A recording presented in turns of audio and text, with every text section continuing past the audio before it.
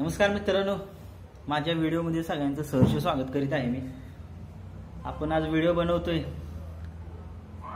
लोकांच्या कमेंट्स होत्या की व्हिडिओ बनवा एक बाकासूर आणि बाब्यावरती बनवतोय व्हिडिओ हा की ही जोडी कधी पळणार। जोडी लवकरच पळेल अशी मला तर आशा वाटते, कारण मागील काही दिवसामध्ये या दोघांनी 1-2 वर्षामध्ये यांचं नावच होतं टॉपलाच, बाकासूर आणि बाब्यानं आत्ता पण तेच नाव आहे या दोघांचं। ही जोडी एकदा पळालेली एक पुण्यामध्ये कुठे मुंबईमध्ये झालेलं एक मैदान, तिथे ही जोडी पळाली।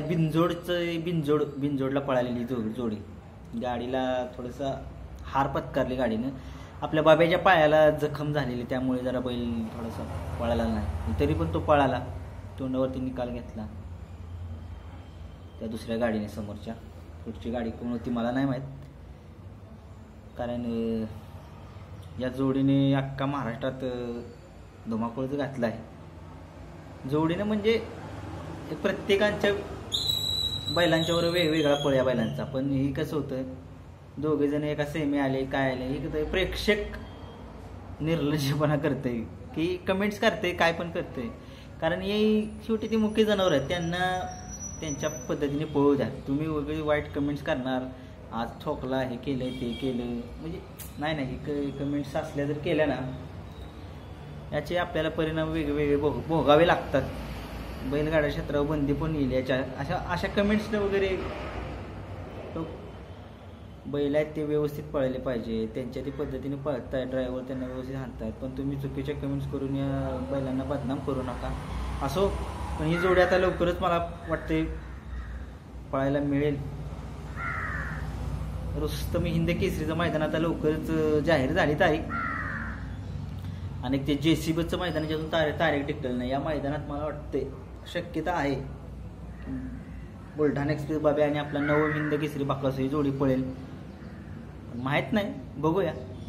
कारण सगळ्यांना माहिती आहे बाब्या आपल्या निंबाळकर सरांच्या सर्जाबरोबर जास्त करून हा पायरा असतो, पण ही जोडी मला वाटते पळावी एका तरी मोठ्या मैदानामध्ये। आणि ज्यावेळेस ही जोडी पळेल त्यावेळेस निकाल तर सगळ्यांना माहीतच आहे, की फायनलला राहणारच, कितीही काही करू दे फायनल राहणारच। फायनलला सांगू शकत नाही, कारण कसं ते शेवटी ती कोणती फाटी येते बैलाला आणि प्रेक्षक कसं लागतंय याच्यावरती ते डिपेंड करतं।